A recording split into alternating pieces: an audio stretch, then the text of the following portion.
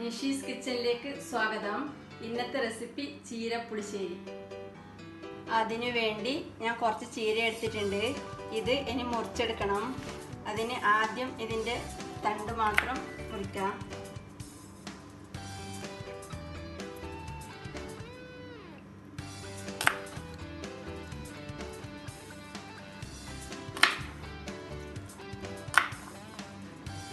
ഇനി ബാക്കിയുള്ള ഭാഗം ഇങ്ങനെ മുറിക്കാം.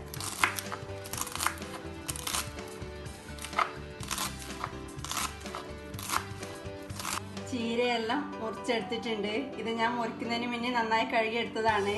ഇനി ഇത് ബൗളിലേക്ക് മാറ്റി ഒരു വട്ടം കൂടെ നല്ല വെള്ളത്തിൽ കഴുകിയെടുക്കാം. മുറിച്ച് വെച്ച ചീരയെല്ലാം കഴുകിയെടുത്തിട്ടുണ്ട്. ഇനി ഇത് അടുപ്പത്ത് ഒരു പാത്രത്തിലേക്ക് ഇടാം. അതിലേക്ക് വളരെ കുറച്ച് വെള്ളം ഒഴിച്ചു കൊടുത്തതിന് ശേഷം തീ ഓൺ ചെയ്യാം.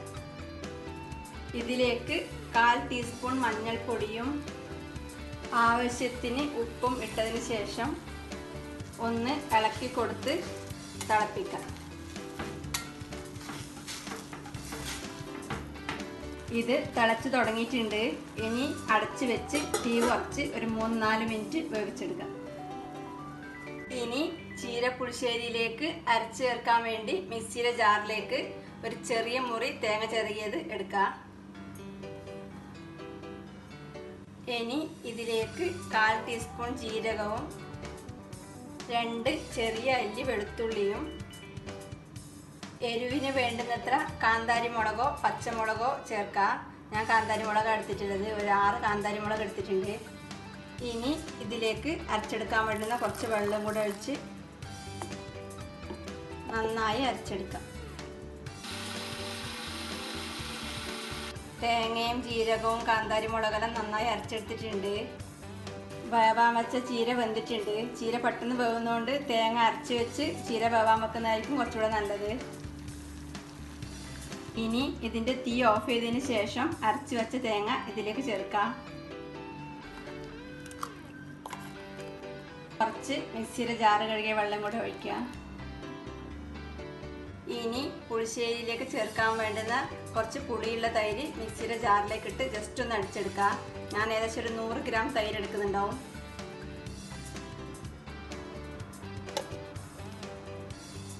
തൈര് മിക്സിയിലിട്ട് ജസ്റ്റ് ഒന്ന് അടിച്ചെടുത്തിട്ടുണ്ട്. അത് ഈ അരച്ച് വെച്ച ഇതിലേക്ക് ചേർക്കാം.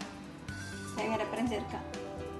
തീ ഓഫ് ചെയ്തിട്ട് തന്നെ വേണം തൈരും തേങ്ങയെല്ലാം ചേർക്കാൻ വേണ്ടിയിട്ട്. അല്ലെങ്കിൽ പുതുതായി പാചകം ചെയ്യുന്നവരിലാണെങ്കിൽ തൈര് പിരിഞ്ഞ പോലെ ആവാൻ ചാൻസ് ഉണ്ട്. ഇനി തീ കത്തിച്ചു കൊടുത്ത് ഇത് നന്നായി ഇളക്കി ചൂടാക്കാം.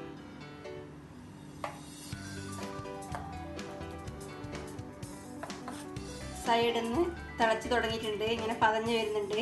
ഇനി ഉടനെ തന്നെ തീ ഓഫ് ചെയ്യുക. അധികം സമയം തിളപ്പിക്കണ്ട. ഇത് അധികം കളറില്ലാത്ത ചീര ആയതുകൊണ്ടാണ് ഇങ്ങനത്തെ കളറ്. നല്ല ചുവന്ന ചീരയാണെങ്കിൽ നല്ല റോസ് കളർ ഉണ്ടാവും ഇതിന്. ഉപ്പ് വേണമെങ്കിൽ നോക്കിയിട്ട് ചേർക്കാം. ചീര പുളിശ്ശേരി റെഡിയാണ്. ഇനി കടുക് താളിക്കാൻ വേണ്ടി ഒരു പാൻ അടുപ്പത്ത് വെച്ച് ചൂടാവുമ്പോൾ അതിലേക്ക് കുറച്ച് വെളിച്ചെണ്ണ ഒഴിക്കാം.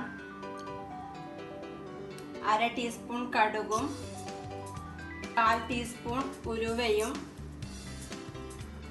1-2 വറ്റൽ മുളകും കുറച്ച് കറിവേപ്പിലയും ഇട്ട് കടുക് പൊട്ടിക്കാം.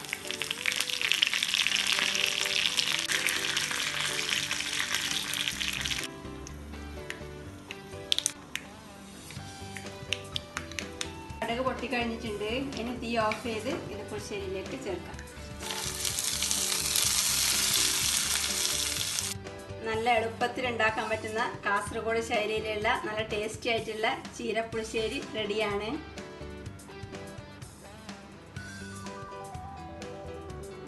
എല്ലാവരും ഉണ്ടാക്കി നോക്കുക. യൂട്യൂബ് ചാനൽ സബ്സ്ക്രൈബ് ചെയ്യുക. ഫേസ്ബുക്ക് പേജ് ലൈക്ക് ചെയ്യുക. Thank you.